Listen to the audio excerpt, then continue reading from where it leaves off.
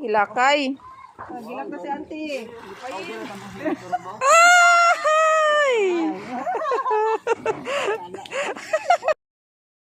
At yun na nga guys, bago nga kami umakyat sa bundok, ito nga nagtatawanan nga muna kami dito. At syempre bago ang lahat, ito asikasuhin nga muna namin yung mga gamit namin dahil baka nga may mga basa. At aside nga niyan, bali ito pala yung lugar na pinuntahan namin. Bali ang ganang pagmusan nga niyan, pero nga lang ay talagang mag-iingat ka dahil ang lalaki nga ng mga bato. Bago nga kami dumating, bali ilang minuto na rin palang nakarating yung kapatid nga ng papa ko. Bali ganito pala yung tanawin pag nasa baybayin ka pa nga lang. Bali ito nga pala yung mga sakay ng tito ko, kasama nga din niya pala yung apo niya. At habang nga si papa naghanap ng space para sa bangka niya, kami naman dito nag-asikaso sa mga gamit din. Dahil papunta nga kami ng bundok, para naman kahit papano hindi nga mawala yung mga gamit. Dito din palang aso namin ay sinama na namin dito dahil wala nga mag-aalaga sa kanya. Paano naman din, tong aso na to ay mabait naman. Dito namang si auntie ko ay talagang pawis na pawis nga. At bago nga niyan ay talagang nagbibiroan nga kami dyan. Kaya kung makikita mo naman yung reaction ng kapatid ko, sobrang tawa niya talaga dyan. Ano ba yung tipong na parang kinikiliti talaga siya.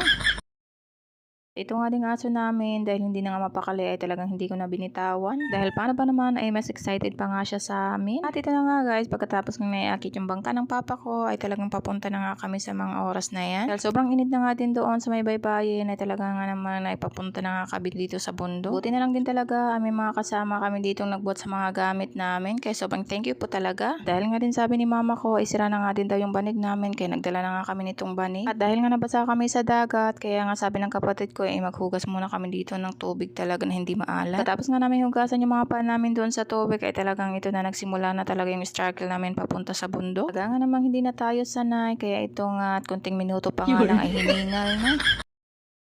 Kahit nga hiningal na ako sa mga oras na yan ay talagang hindi ko minitaw yung cellphone ko para ka naman kahit papara ay may pang-vlog tayo.